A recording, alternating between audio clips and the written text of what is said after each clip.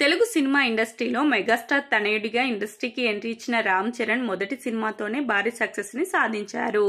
ఇక అప్పటి నుంచి ఇప్పటి వరకు తను వెనుతిరిగి చూడకుండా సూపర్ సక్సెస్ లను సాధించడమే లక్ష్యంగా పెట్టుకుని ముందుకు సాగుతున్నట్లుగా తెలుస్తుంది.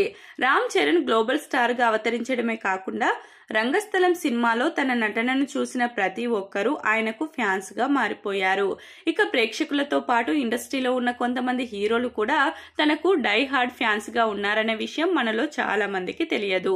ఇంతకీ ఆ హీరోలు ఎవరు అంటే వైవిధ్య భరితమైన కథాంశాలతో సినిమాలు చేస్తూ ముందుకు సాగుతున్నారు మన కిరణ్ అబ్బవరం. ఈయనకి రామ్ చరణ్ అంటే చాలా ఇష్టమట. అందుకే రామ్ చరణ్ సినిమాల్లో ఆయన చేసే పాత్రలు అన్ని కూడా కిరణ్ అబ్బవరానికి ఇష్టమట.